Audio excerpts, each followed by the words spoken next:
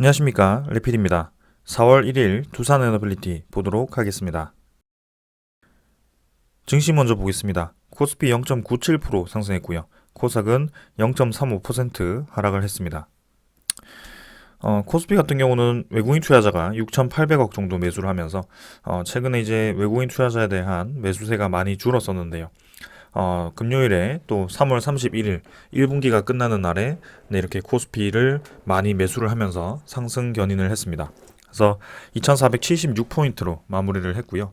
코스닥 같은 경우는 0.35% 네, 조금 조정이 있었습니다. 그래서 외국인 투자자가 코스피는 매수를 하고 코스닥은 좀 조정을 주는 네, 그런 이탈을 좀 했습니다. 기관 투자자는 큰 매수세가 없었고요.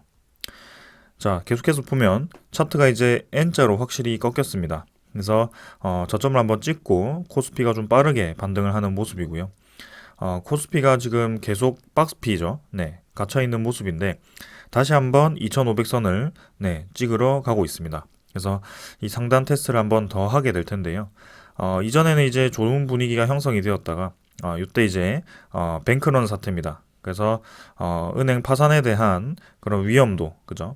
경기 침체에 대한 우려보다도 경기 침체에서 다가오는 그런 금융위기, 그래서 은행이 파산했을 경우 다가올 수 있는 도미노 현상, 그런 현상 때문에 시장의 불안감이 좀 가속화가 되었습니다. 그러나 이제 그때 당시만 하더라도 다시 한번 금융위기가 재현이 될 수 있다. 주식시장에서 빠져나가야 된다라는 그런 시그널이 좀 나왔었는데요. 결국에는 네, 그런 위기가 정부에 대한 대응으로 네, 빠르게 이 소멸이 되었습니다. 그래서 지금 시장은 기초 체력이 탄탄하다라고 볼 수 있을 것 같고요. 이전에 2007년, 2008년 때처럼 투기 자금을 감당하지 못할 정도로 그렇게 위험성이 높은 파생 상품을 많이 발행하지도 않았고요. 그리고 일찌감치 금리가 급격히 올라갈 때 그때 이제 대출에 대한 제한도 하면서 은행들이 이제 자금을 확보를 해두는 상황입니다. 그렇기 때문에 지금 이전처럼 2007년 어게인 2007년 어게인 2008년이 될 가능성은 굉장히 낮다라고 볼 수 있을 것 같고요. 이후에도 뭐 시장 상황이 조금 안 좋아질 수 있는 뭐 그런 소식이 나온다면 다시 한번 조정을 줄 수 있겠지만 지금은 좀 완연한 반등 분위기로 형성이 되어 가는 것 같습니다.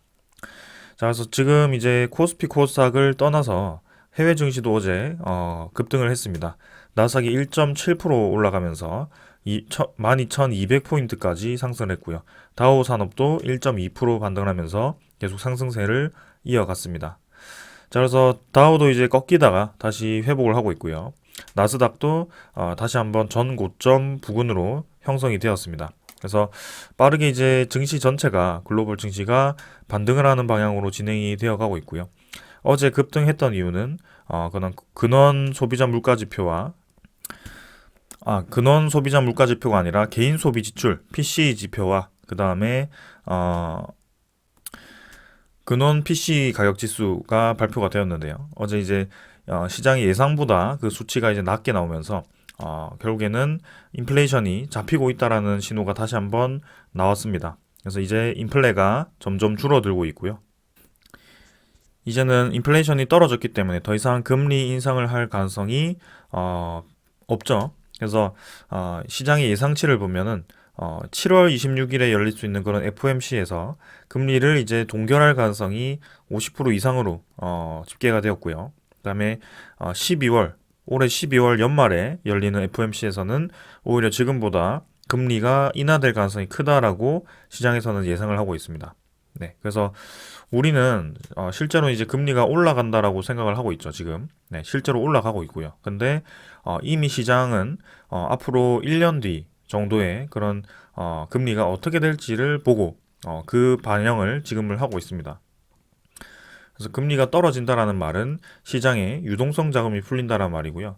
시장에 유동성 자금이 급격하게 풀렸을 때 시장이 어떤 식으로 움직였는지 우리도 잘 알고 있습니다. 그러나 이전에 코로나가 터졌을 때처럼 금리가 다시 고점을 찍고 쭉 떨어진다라고 보기는 어렵습니다. 그러나 이제는 이렇게 쭉 떨어진다라기보다는 좀 단계적으로 떨어질 가능성이 크고요.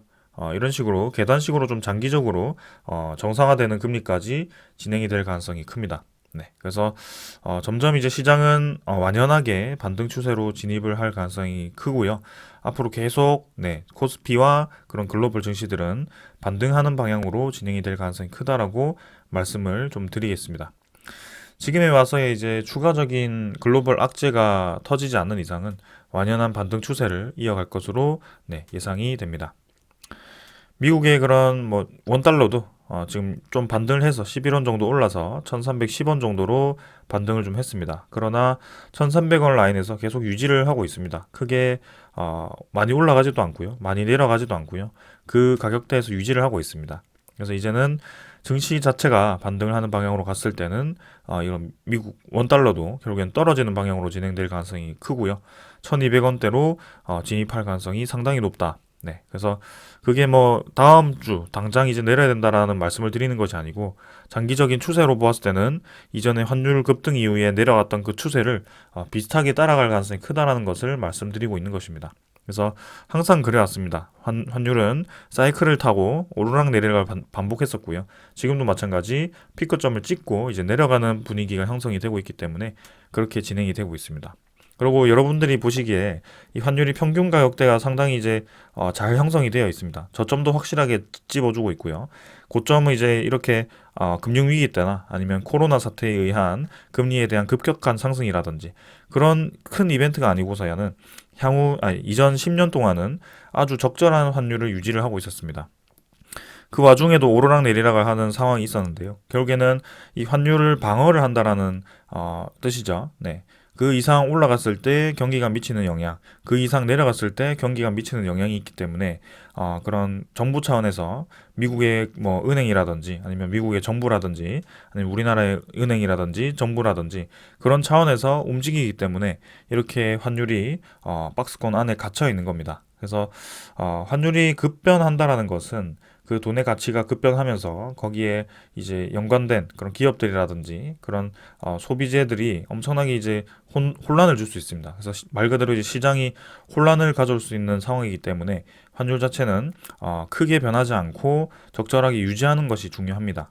네, 그래서 그런 관점에서 보더라도 결국엔 지금 1,300원 라인은 상당히 높은 축에 속하고요. 환율은 안정되는 방향으로 계속 진행될 가능성이 큽니다. 그리고 금리도 이제 고점을 찍고 점점 내려가는 방향으로 간다면 환율에 대한 이 수치는 계속 떨어질 것입니다. 그래서 1,200원 수준 아니면 1,100원 수준까지도 하락을 할 가능성이 크기 때문에 내년 정도에는 좀 많이 안정되어 있지 않을까라는 생각을 합니다. 자, 그래서 환율 요 정도로 좀 보았고요. 그다음에 코스닥 지표입니다. 코스닥 지표도 일단 계속 올라가고 있습니다. 그러나 금요일에는 조금 조정을 받았는데요. 너무 빠르게 급등을 했기 때문에 오히려 코스피보다 조정을 받을 가능성이 크다라고 저는 생각을 좀 하고 있습니다. 특히 최근에 좀 과열이 되어 있는 테마들이 몇 개가 있거든요. 그래서 시가총액 상위 종목 위주로 코스닥이 지금 상당히 많이 올랐기 때문에 이 코스닥에 대한 지표가 일부 종목에 의한 시가총액 높은 종목에 의한 상승이 컸기 때문에 이렇게 또 지수가 많이 올라간 것처럼 보입니다. 그래서 건전하게 좀 많이 올라갔다라고 보기에는 조금 과도하게 올라갔다라는 생각도 좀 있고요. 일단은 지금 시점에서는 조금 이제 코스닥은 조정이 나올 수 있기 때문에 조금 주의를 하면서 투자를 해야 된다라는 말씀을 드리겠습니다. 그래서 코스닥이 급등을 하면서 그 이전부터 지금 기관과 외국인 투자자는 이탈을 좀 하고 있는 상황이기 때문에 좀 주의를 할 필요가 있을 것 같고요.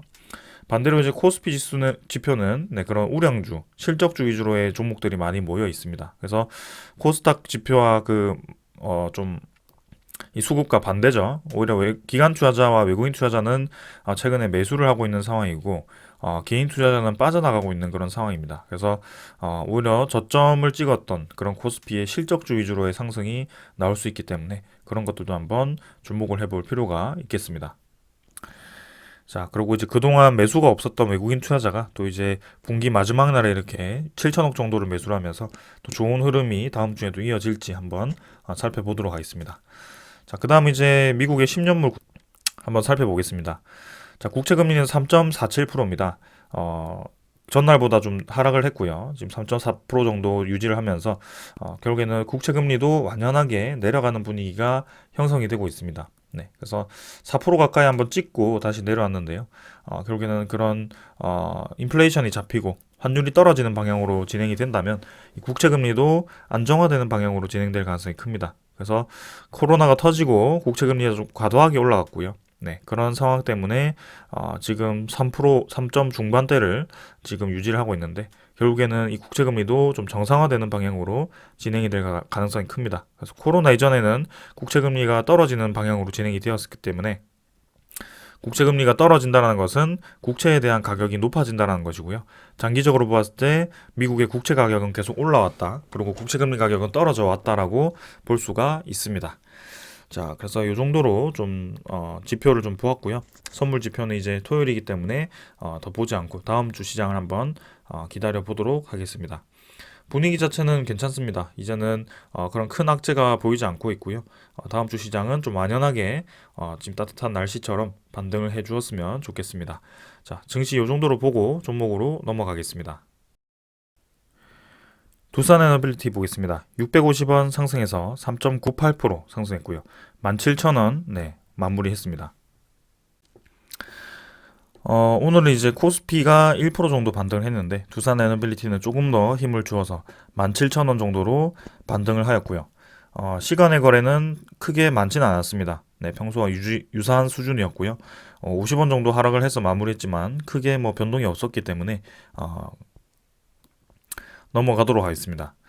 그 다음에 이제 거래량인데요. 거래량이 이제 1000만 주, 1050만 주 정도 나왔고요. 전날 대비해서 네, 400만 주 정도가 증가를 했습니다. 그래서 최근에 또 거래량이 이 2,500만 주가 터지고부터는 크게 눈에 띄는 거래량이 없었는데요. 네, 다시 한번 이제 거래가 실리면서 조금 이제 이 수급이 혹은 이제 모멘텀이 살아나는가에 대해서 또 주목을 해볼 필요가 있을 것 같습니다. 자, 어제는 이제 3월 31일이었기 때문에 분기 마지막 날에 또 이제 한꺼번에 매수가 몰렸는지 아니면은 다음 주에도 계속 거래량을 힘을 실어주면서 추가적인 상승을 해주는지 그런 것들을 좀 살펴볼 필요가 있을 것 같고요. 지금은 분위기 자체는 괜찮습니다. 자, 그래서 두산에너빌리티 하나만 상승을 한 것이 아니고요. 일진파워, 한전기술, 한전 KPS, 우진, 오르비텍, 그 다음에 BHI, G2파워 대부분의 원자력 관련 종목들 모두가 상승을 했습니다. 그래서 최소로 올랐던 게 이제 2.7% 수준이고요. 지금 G2파워라든지 일진파워 같은 경우는 조금 더 강하게 상승을 해서 마무리를 했습니다. 자, 결국에는 제가 이전부터 좀 주목을 했던 점은 지금 원자력 관련 종목들, 이 에너지 관련 종목들이 다 비슷한 그림을 그리고 있다. 급등한 이후에 지금 급락을 하고 자리를 잡고 있는 상황인데 거기서 지금 오랫동안 횡보를 했고 다시 한번 이제 수급이 몰렸을 때 올라갈 수 있는 좋은 자리가 지금 형성이 되어 있다라고 말씀을 드렸습니다. 그래서 지금 그 움직임에 따라서 다시 한번 진행이 되고 있고요. 점점 이제 우상향하는 그림이 만들어지고 있습니다. 그래서 최근에 신한울 3, 4호기에 대한 수주 소식이 나왔음에도 불구하고 크게 주가가 올라가지 못하면서 좀 이제 실망스러운 움직임이 보였긴 했지만 또 이렇게 뜬금없이 신한울 3, 4호기 수주 소식이 나온 이틀 뒤 네, 이렇게 또 주가가 움직이면서 우리의 예상보다 지금 좀 다르게 움직이고 있다는 것이 다시 한번 보였습니다. 그래서 결국에는 그런 소식에 집중을 하고 이런 수급에 집중을 하고 그런 주가에 집중을 했을 때는 이런 이 상승을 기다릴 수 없고 상승을 예상할 수 없다는 것이 다시 한번 보여지는 것이고요. 지금 전반적으로 다 이제 바닥을 다지고 올라가는 형태로 이 주가가 형성이 좀 되고 있습니다. 자, 그래서 두산에너빌리티도 지금 이제 차트를 좀 살펴보았을 때, 이제 61선 위로 한 번에 뚫고 나갔고요. 21선 위로, 네, 이렇게 마무리를 하면서, 좋은 그림을, 네, 유지를 하고 있습니다. 그래서, 이때부터 시작해서 카자흐스탄 수주 소식, 그 다음에 신한울 3, 4호기에 대한 수주 소식, 우즈베키스탄 수주 소식, 세 개의 수주 소식이 나왔음에도 불구하고 주가가 이제 계속 하락을 하는 모습이었는데요. 결국에는 그런 수주 소식에 움직인다라기보다는 두산 에너빌리티의 그런 전체적인 사이클에 의해서 움직인다라는 느낌이 강했고요. 전 영상에서도 보셨듯이 공매도와 지금 주가가 많이 관련이 있었다는 것을 여러분들께 말씀을 드렸습니다. 특히 그 공매도는 외국인 투자자가 많이 이용을 하고 있었고요. 그 외국인 투자자가 이 두산 에너빌리티 주가를 저점을 계속 낮춰가면서 찍어 눌리기 위해서 공매도를 이용한다기보다는 어떤 이 지분을 특정 날짜에 지분을 늘렸다가 특정 날짜에 지분을 줄였다가 아니면 특정 날짜에 나올 수 있는 그런 이 신주 물량을 소화하기 위해서 그런 식으로 좀 공매도를 이용하는 것이 보였습니다. 특히 그 공매도 주 세력은 모건 서울이라고 말씀을 드렸고요. 모건 스탠리죠. 자, 그래서 그 모건 스탠리가 어떤 이유에서였는지 또 이제 최근에 공매도를 다시 늘리면서 네, 이렇게 주가가 하락하는 모습이었는데요. 지금 같은 경우는 다시 한번 저점을 찍고 또 완연하게 반등을 하는 움직임이 나오고 있습니다. 그래서 결국에는 이렇게 지나고 보았을 때는 신한울 3, 4호기에 대한 수주 소식이 나왔을 때 당장은 주가가 올라가지 못하고 꼬리를 달고 눌리고 그 다음에 또 올라가려고 하면 또 눌리고 이런 모습이 보였지만 결국에는 이 추세를 봐야 됩니다. 여기서부터 두산 에너빌리티가 다시 저점을 찍고 올라가는 형태로 진행이 되는지 그리고 17,000원을 이제 도달했기 때문에 이전에 뚫기 어려웠던 이 17,400원을 다시 한번 쉽게 뚫고 나가주는지 네, 그리고 이제 고점을 높여가는지를 좀 살펴봐야 되고요. 고점을 높여간다면 이제는 2만원 수준까지도 진입이 가능한 구간입니다.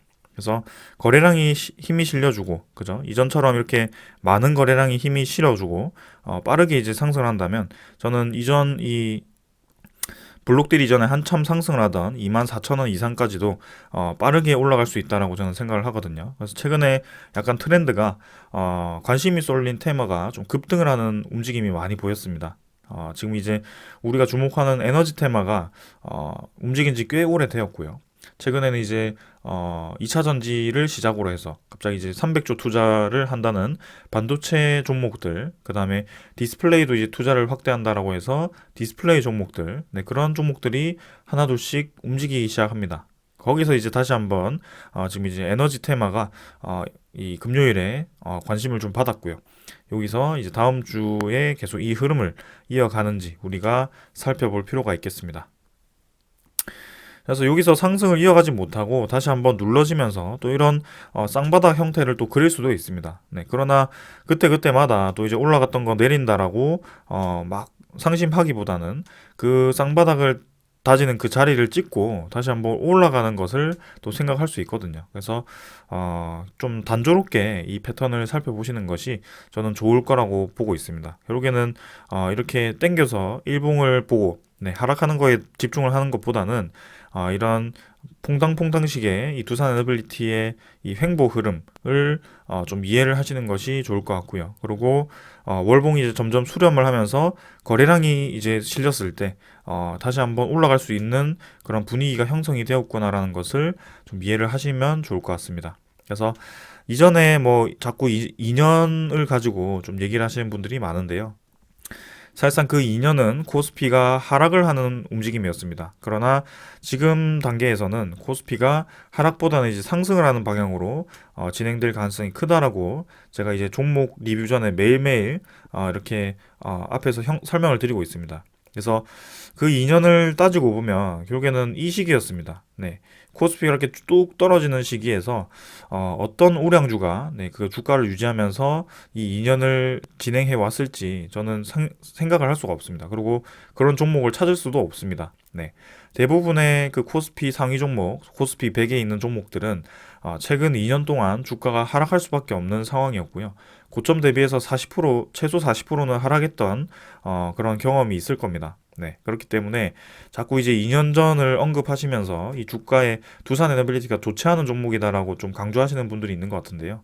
그거는 정말 잘못된 네, 판단이다라고 저는 생각을 하고 싶습니다. 그리고 그 하락하는 과정에서 유상증자라든지 블록딜이 끼었기 때문에 중간에 이제 반등을 하는 시점에서 좀 눌러져서 좀 더 이제 짜증나는 패턴이 있었을 수도 있었지만 결국에는 코스피 관점에서 본다면 그 2년 동안은 시장은 반등하지 않고 계속 내려왔습니다.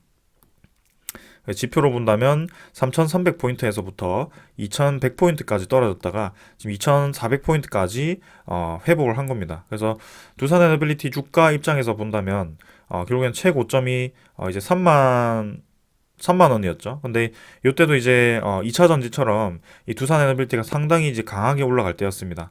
수급도 많이 터져 주었고요. 그만큼 관심도가 높았습니다. 사실 이때까지만 하더라도 두산 에너빌리티가 재무 개선이 완벽하게 진행이 되지도 않았었고요. 그리고 SMR에 대한 수주 소식도 사실 조금 뜬구름 잡기 시기였습니다. SMR이 이제 실제로 시간이 좀 더 걸릴 수도 있다. 수주가 언제 될지도 모른다. 그런 상황이었고요. 그리고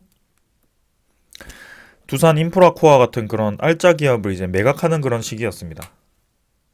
그럼에도 불구하고 시장의 관심을 한번 받으니 이렇게 두산 에너빌리티가 쭉 올라가는 그런 흐름이 만들어졌고요. 그 뒤로부터 이제 코스피에 대한 조정과 그런 유상증자 블록 딜을 통해서 주가가 좀 하락을 하긴 했습니다. 그러나 평균적인 그런 이 두산 에너빌리티 말고 코스피의 상위 종목들의 차트를 보시면 다 이런 움직임이 나올 것입니다.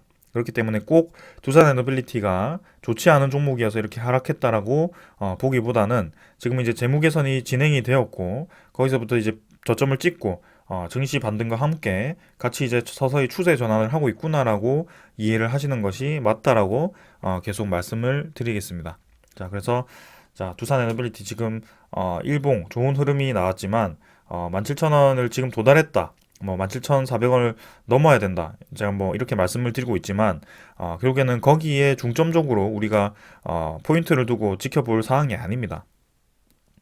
결국에는 이 두산 에너빌리티가 포함된 이 산업이 계속 좋은 방향으로 가는지, 그리고 두산 에너빌리티가 재무가 계속 개선이 되는지, 네. 작년에는 이제 수익성이 좀 좋지 않았고요. PRS 계약이라든지 자회사 매각으로 인해서 순이익이 마이너스, 장부상으로 마이너스가 찍혔지만 올해는 이제 플러스가 찍힐 수 있는지, 네, 그런 상황들. 그리고 예상했던 그런 수주량보다 올해 달성할 수 있는 수주량이 더 많아질 수 있는지, 그런 것들을 이제 우리가 살펴볼 필요가 있습니다. 그렇기 때문에 지금 당장 17,000원을 넘어가고 18,000원을 넘어가고 이게 별로 중요하지 않은 사실이다라는 것이고요. 그렇다고 이제 추세가 내려가는데 네, 별로 중요하지 않다라고 하기엔 좀 그렇죠. 근데 지금은 추세가 내려가는 게 아니고 추세가 올라가고 있단 말이죠. 그렇기 때문에 추세가 잘 올라가고 있으니 주가에 크게 우리가 염두를 할 필요가 없다라고 네, 정리를 좀 드리겠습니다. 자, 그 다음에 이제 투자자 수급을 보게 되면은 자, 눈에 띄는 수급이 하나가 있습니다. 기관 투자자, 외국인 투자자가 좀 최근에 매도를 좀 했었는데요. 특히 외국인 투자자가 많이 매도를 했었습니다. 근데 3월 31일, 네, 분기 마지막 날에 이렇게 갑자기 또 100만 주 이상의 매수를 진행을 했고요. 어떤 특정한 이 시기에 특정한 이유 때문에 수급을 의도적으로 채우는 것인지 그 전에 이제 공매도를 쳐놓고 이제 수급을 메워 넣는 것인지 그런 어떤 움직임인지 사실 제가 정확하게 지금 파악을 하지 못하고 있습니다. 그러나 확실한 것은 이 공매도를 이용해서 그런 특정한 이유를 달성하기 위한 움직임을 보이고 있고요. 근데 그 특정한 이유가 두산 에너빌리티의 주가를 마구마구 끌어내리기 위한 그 공매도는 아니더라. 그리고 그 외국인 투자자가 공매도를 좀 적극적으로 이용하더라. 이렇게 좀 이해를 하시면 되겠습니다. 결국에는 위아래로 흔들면서 주가가 단계적으로 올라가고 있기 때문에 천천히 한번 살펴보면 좋을 것 같습니다. 그래서 이 외국인 투자자가 만약에 특정한 이유에서 또 이렇게 매수를 했다면 다음 주부터 다시 한번 매도세가 또 나올 수도 있는 부분이고요. 아니면 여기서부터 다시 매수를 이어가면서 또 공매도를 상환할 수도 있는 부분입니다. 그렇기 때문에 그런 포인트는 제가 이제 매일매일 한번 체크를 해보면서 주목을 해보겠습니다. 자, 그 다음에 이제 기관 투자자 36만 주 매수를 했고요. 기관 투자자는 금융투자 4만 4천 주, 보험 17,000주, 투신이 이제 좀 많이 매수를 했습니다. 14만 6천 주를 매수하면서 투신이 그동안 또 이제 열심히 매수를 하던 물량을 살짝 최근에 좀 조정을 주는 좀 이탈을 하는 모습이었는데 다시 한번 추가 매수를 진행하면서 계속 네, 전체적으로는 기관 투자자 매수 물량을 늘려가고 있습니다. 그리고 연기금 투자자도 5만 9천 주 매수하면서 또 이제 3일 연속 매수를 하고 있고요. 연기금 투자자도 계속 두산 에너빌리티를 매수하는 방향으로 진행이 되고 있습니다. 사모펀드도 한 9만 5천 주 매수했고요. 그래서 수급 자체가 3월 31일에는 갑자기 굉장히 이제 좋은 움직임이 보였고요. 이 관련 종목들이 다 같이 올라갔기 때문에 이 3월 31일을 기점으로 해서 본격적인 반전이 일어나는지 한번 다음 주 천천히 한번 살펴보면 좋을 것 같습니다. 자, 그 다음에 이제 공매도 잔고 한번 살펴보겠습니다. 자, 오늘은 이제 외국인 투자자가 공격적인 매수를 진행하면서 공매도를 상환했을 가능성이 높아 보이는데요. 근데 이제 아직까지는 오늘 날짜에 그런 공매도 잔고가 나타나지 않았습니다. 네, 그래서 한 다음 주 화요일 정도에 확인을 할 수 있을 것 같고요. 지금은 이제 3월 29일자로 공매도 잔고를 좀 살펴보시면 1165만 주입니다. 그래서 전날 대비해서 또 50만 주가 늘어난 상황이고요. 계속해서 이제 공매도 잔고가 780만 주를 찍고 올라가고 있는 그런 상황이었습니다. 그래서 3월 30일까지도 이제 공매도 거래량이 60만 주 가까이 진행되면서 계속 이제 최근에 공매도 1거래량이 많은 모습이었는데요.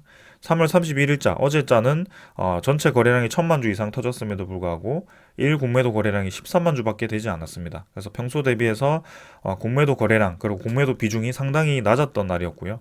아무래도 피크점이 3월 30일 공매도 잔고를 피크점을 한번 찍고 공매도 잔고가 상환이 되지 않았을까라는 생각을 좀 해봅니다. 그래서 공매도도 제가 전 영상에서도 말씀드렸듯이 결국에는 지금 한 1년 정도의 공매도 데이터와 그 다음에 주가를 좀 연간 지어서 분석을 해보니 공매도 잔고도 위아래가 있고요. 바닥 라인과 상단 라인이 있었기 때문에 그 안에서 그냥 놀고 있었습니다. 그래서 계속 이제 공매도를 쳤다가 또 공매도를 상환했다가 공매도를 쳤다가 주가가 횡보하듯이 공매도도 그런 식으로 횡보를 좀 하고 있었습니다. 그 과정 속에서 이제 유상증자라든지 블록딜이라든지 뭐 그런 신주 상장 이벤트가 좀 있었고 매각 이벤트가 좀 있었는데요.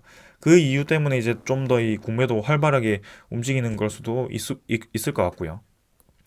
그리고 최근에는 이제 그 우리 사주 물량도 이제 매도가 가능한 물량으로 풀렸기 때문에 또 그런 것들이 이 예비 공매도 잔고로 또 이용이 될 수도 있다. 뭐 그런 생각이 좀 들기도 합니다. 그래서 정확한 이 데이터를 기반으로 제가 말씀드리는 것이 아니기 때문에 일단은 공매도에 대한 흐름 정도만 좀 지켜보시면 좋을 것 같고요. 수치는 저렇게 확실하게 우리가 접근을 할 수 있기 때문에 수치와 주가의 그런 추이 정도는 제가 계속해서 한번 비교를 하겠습니다. 자, 그래서 일단 가볍게 한번 넘어가도록 하고요. 그 다음에 이제 두산 에너빌리티 대차 잔고도 한번 살펴보겠습니다. 공매도 잔고가 막 늘어나면서 대차 잔고도 최근에 좀 많이 늘어났습니다. 그래서 한 5일 정도는 지금 계속 이제 대차 잔고가 좀 늘어나는 분위기였는데요. 지금 이제 오늘 같은 경우는 상원이 240만 주, 체결이 17만 주 정도 진행이 되면서 상원이 230만 주 정도가 진행이 되었습니다. 그래서 공교롭게도 3월 30일에 230만 주가 늘었던 물량이 3월 31일에 그대로 상원이 되면서 대차 잔고가 2,690만 주로 또 이제 3월 29일자 수준으로 내려갔습니다. 그래서 공매도 잔고가 또 내려가면서 같이 대차 잔고도 떨어질 가능성이 크고요. 다음 주 흐름을 이것도 마찬가지 한번 살펴보도록 하겠습니다. 자, 외국인 추정 물량도 105만 주에서 115만 주로 한 10만 주 정도 늘었고요. 전일, 전전일 계속 이제 최근에 한 6일, 7일 정도 그 이상을 매도를 계속 진행을 했습니다. 근데 또 이제 3월 31일에 또 이렇게 100만 주 이상을 채워 넣으면서 또다시 12.04% 보유를 유지를 하고 있고요. 외국인 투자자에 대한 보유율이 최근에 12.88% 고점을 찍고 떨어졌는데 또 한번 그 12.88% 이상으로 또 외국인 투자자 물량이 늘어나는 방향으로 가는지 한번 지켜보겠습니다. 자, 결국에는 전날도 그렇고요. JP모간, 모건서울, 메릴린치, 신한증권, 골드만삭스 다 공매도 잔고, 공매도를 주로 치는 딱 눈에 띄는 그런 증권사들입니다. 그래서 전날에도 이렇게 매도 위주로 공매도 위주를 거래를 한 것 같고요. 최근 5일 동안 신한증권과 모간서울이 아주 공격적인 매도를 진행했다는 것을 또 여기도 알 수 있습니다. 이 상위 5 증권사가 확실히 보이네요. 그래서 이제는 어떤 흐름을 보일지 계속해서 한번 주목을 해보도록 하고요. 특히 이 세 증권사가 상당히 이제 많은 물량을 뱉으면서 그 공매도를 주로 이용을 했다 정도만 우리가 추정을 할 수가 있습니다. 자, 그래서 이 정도로 좀 보고 이 차트와 그런 기술적인 부분들은 넘어가도록 하고요. 일단 다음 주 시장 분위기가 어떨지 한번 살펴보고요. 지금 오늘 자만 보더라도 이제 분위기가 괜찮을 거다라는 것은 우리가 알 수가 있습니다. 시장 분위기는 당연히 인플레이션이 줄고 있기 때문에 좋아질 것 같고 이 두산 에너빌리티를 비롯한 이 테마가 분기 마지막 날이라서 의무적으로 이제 이렇게 띄워진 건지 아니면은 본격적인 이제 움직임이 나오려고 준비를 한 건지 다음 주 정도 보면 알 것 같습니다. 자, 그 다음은 두산 에너빌리티 소식 좀 전해드리도록 하겠습니다. 자, 두산 에너빌리티는 사실 지금 최근에는 원자력 관련 테마로 엮여 있고요. 원자력 관련 이미지가 상당히 강하기 때문에 원자력을 주력 사업으로 진행을 한다라고 알고 있습니다. 그러나 IR 자료에서도 그렇고요. 두산 에너빌리티는 해상풍력이라든지 수소 에너지에도 적지 않게 투자를 하고 있고요. 그리고 가스터빈 관련해서도 큰 수주가 또 기대를 하고 있습니다. 그렇기 때문에 원자력 하나만 가지고 지금 두산 에너빌리티에 대한 비전을 바라본 게 아니고 그 나머지 4대 성장 사업이 다 골고루 잘 되기 시작하면서 본격적인 성장세가 예상이 되기 때문에 이렇게 좋게 보고 있는 것입니다. 그래서 여기서도 보시면 두산 에너빌리티가 원자력 발전소, LNG 발전, 수소 터빈, 소형 모듈 원전 사업에서 사세를 확장 중이고 수요가 많은 북미나 에너지 개발국 타깃으로 이렇게 삼아서 전략적인 수주를 하고 있습니다. 그래서 내용을 보시면 올해 연초부터 국내외 실적 수주가 쌓이고 있고 지난해 누계 수주액 7조 5천억을 거의 절반 넘었죠. 지금 이달에만 4조 원의 이상을 성과를 냈습니다. 그래서 카자흐스탄 1.15조, 그 다음에 한수원과 이제 2.9조, 그 다음에 우즈베키스탄 800억, 그 다음에 SMR 관련해서 기자재까지 해서 지금 딱 합쳐봐도 벌써 4조 2천억 정도가 되네요.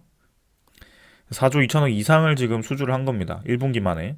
그래서 뭐 1분기에 이제 몰려서 그렇게 수주량이 많기도 하겠지만 결국에는 남은 9개월 동안, 그죠? 남은 3분기 동안 확실하게 이 작년 수주액 이상을 수주할 수 있을 것으로 또 기대가 되고 있습니다.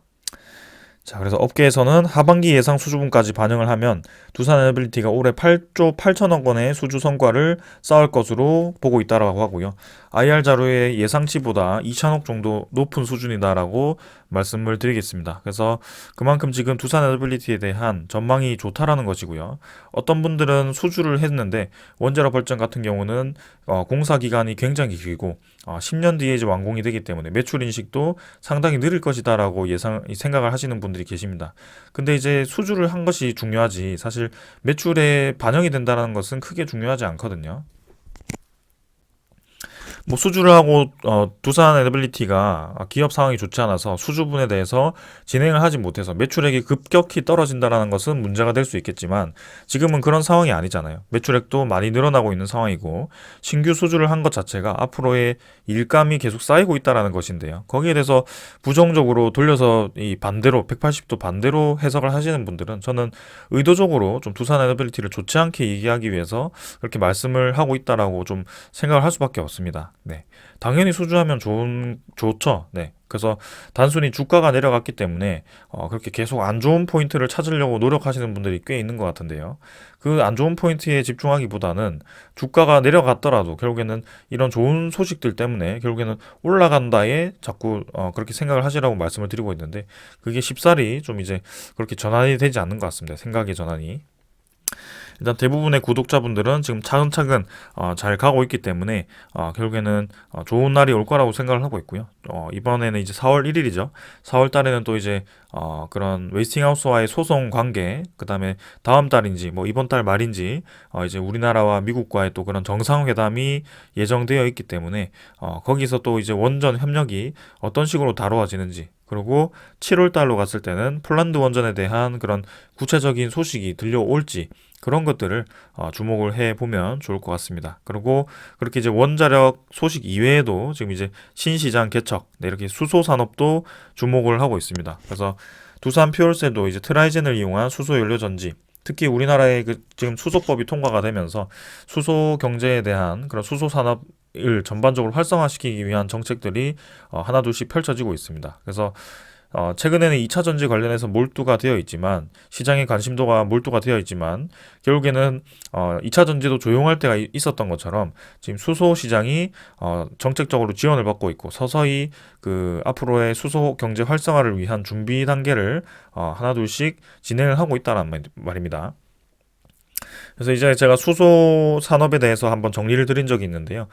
충분히 주목해 볼 만한 그런 사업이다라는 것이고, 분야다. 그리고 그 분야에는 두산 퓨얼셀, 두산 에너빌리티, 두산 자체가 다, 다리 한 2개 이상은 다 걸쳐놨다라는 것이죠. 그렇기 때문에 저는, 중장기적으로 보더라도 꼭 원전이 아니더라도 이 기업들은 상당히 주목해 볼 만한 기업들이다라고 말씀을 좀 드리고 싶습니다. 네, 그래서 수소 상용화에 대해서도 주목해 볼 필요가 있다는 것이고 두산 에너빌리티에 대한 연간 매출액은 15조 7,900억, 거의 16조 가까이가 예상되고 영업이익은 1조 1,000억, 뭐 순이익은 한 5,600억, 뭐 6천억 정도 뭐 그렇게 예상이 되는 것 같아요. 그래서 한번 올해 좋은 흐름을 한번 기대를 해보겠습니다.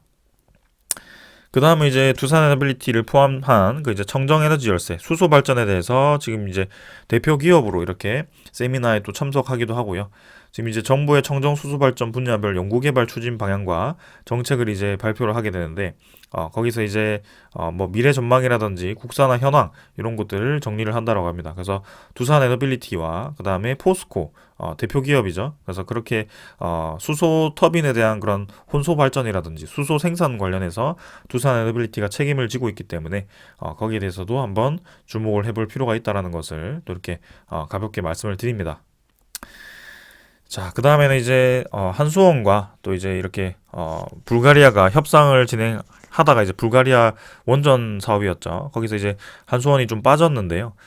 미국과 이제 미국의 웨스팅하우스가 이제 코줄루두이 그죠? 원전 두 기를 엔지니어링 계약 체결을 임박했다라고 또 이렇게 기사화가 되어 있습니다. 그래서 불가리아 원전을 원래 우리나라와 러시아, 중국이 검토를 하고 있었는데요. 그게 이제 2019년 수준이었습니다. 거기서 내부 반대로 이제 무산이 되면서 우리나라 한수원이 빠졌는데요. 지금 이제 신규 원전 건설과 관련해서 웨스팅하우스와 양해각서 MOU를 맺었다라고 합니다. 그래서 신규 원전 협상을 촉구했고 지금 이제 그 구체적인 협상을 진행을 하면서 이제 엔지니어링 계약에 거의 이제 다가왔다라고 이렇게 평가가 되고 있습니다. 그래서 커줄루드의 신규 원전이 2035년에 그리고 벨레네 원전은 이제 2045년에 가동 준비가 끝날 것으로 예상이 되는 만큼 이제 곧 계약이 체결될 것이다라는 기대감이 있습니다. 그래서 웨스팅하우스가 지금 불가리아 원전 두 개, 그 다음에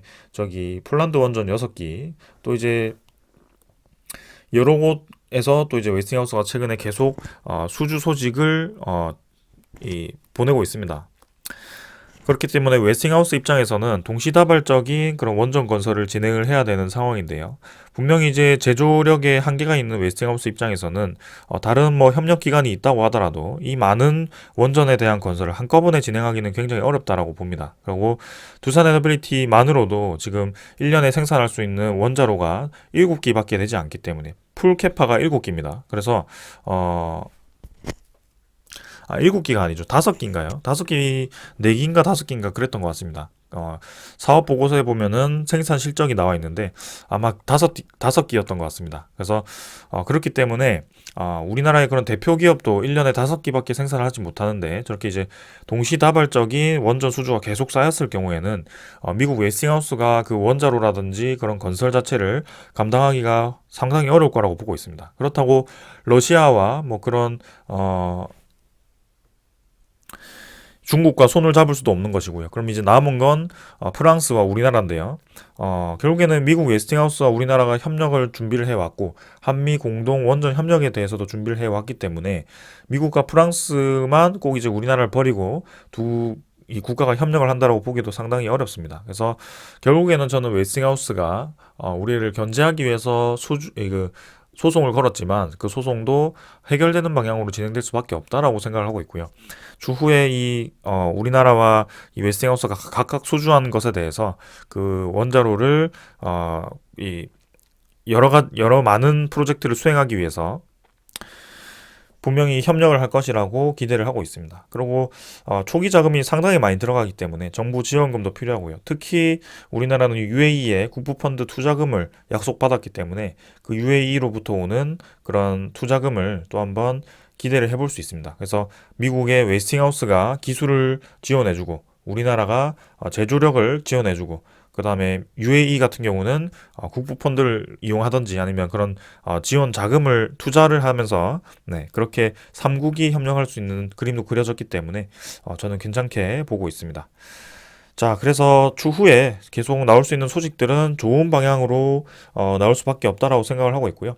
지금 이제 해상풍력도 잠깐 뜸을 들이고 있지만 결국에는 해상풍력 촉진법이 아직 통과가 되지 못했는데 그 법도 그 법안도 통과되는 방향으로 진행이 될 것으로 보고 있습니다. 계속 이제 뭐 왈가왈가하면서 좀 이제 법안이 통과가 지연이 되고 있는데요. 수소법도 그랬습니다. 근데 수소법도 결국에는 통과가 되었고요.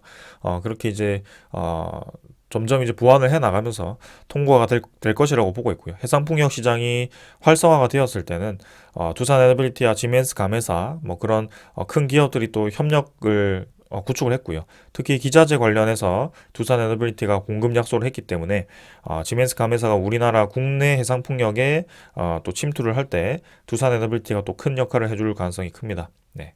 그래서 지금 여러 가지 방면으로 매출액과 수주액이 계속 증가하는 방향으로 이 기업이 성장하는 방향으로 진행될 것이기 때문에 천천히 한번 우리가 지켜보아도 좋을 것 같다라는 말씀을 드리겠습니다.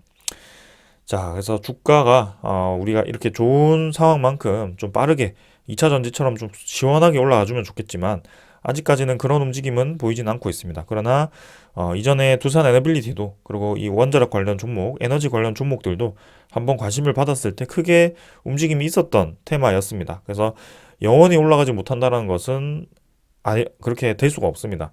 그래서 분명히 지금 사업성이 좋고, 네, 그렇게 이제 주변 상황이 좋아지고 있기 때문에 그런 때가 다시 한번 올 거라고 생각을 하고 있고요. 그 때를 기다리면서 지금처럼 천천히 한번 살펴보면 좋을 것 같습니다. 재작년은 그냥 잊어버리시고요. 네, 올해부터 이 움직임을 한번 지켜보시는 게 좋을 것 같습니다. 올해부터가 시장의 본격적인 반등이 이루어질 것이라고 생각을 하고 있고요. 그 완연한 반등 추세가 이어질 것으로 예상이 되기 때문에 한번 천천히 한번 보겠습니다. 자, 오늘 여기까지 하고 마무리하도록 하겠습니다. 감사합니다.